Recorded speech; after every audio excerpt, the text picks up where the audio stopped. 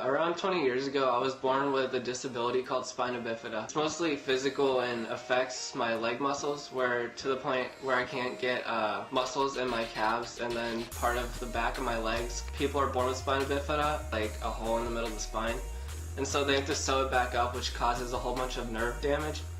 And doctors told me I would never be able to walk, and they were going to do surgery to break my legs and reconstruct them and restart the whole process of trying to get me to walk at least a little bit. And so they put me in crutches and canes and all this other stuff, and just I would sit there kind of like vegetable like and not even do anything. But one day I eventually got up and took my ass around the coffee table and walked around for a good 3 hours a day until I fell over, and then would get up and walk halfway across the room and then fall over some more, then get back up and walk back to the coffee table and continue to circle it for hours.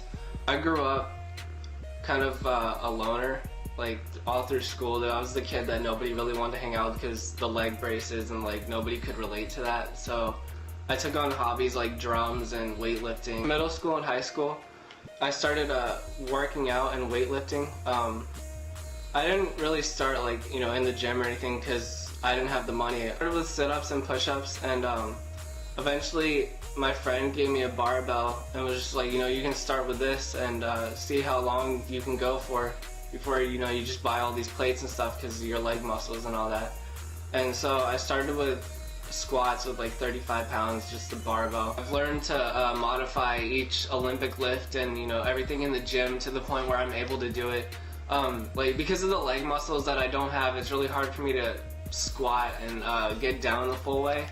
So I've learned to just put a chair behind me and put all the weight on, or however much weight that I can do, and just push myself until failure. And then eventually got to the point where I was becoming serious enough with weightlifting, and like the whole motivation of like doctors saying I wasn't able to walk, and just like a big fuck you to the whole doctors and all that.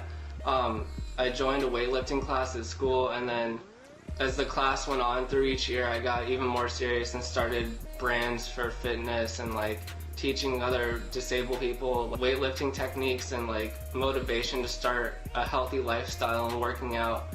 And it's a huge passion of mine. Like I feel like if the doctors never told me I wouldn't be able to walk, then it would have never started, and like that's my whole motivation for it all. The reason I'm starting this brand is the same reason that I started, anything in general, is just like a big fuck you to everybody. Like, I feel like if you want to go after something, you should be able to do it, no matter what anybody tells you can do. I feel like anything you do is your judgment, and it's in your power to do it. I'm starting it to motivate other disabled people, again, with the healthy lifestyle and weightlifting, and just becoming powerful like in every sort of aspect that they think that they can't, and to push themselves to be a stronger version of themselves.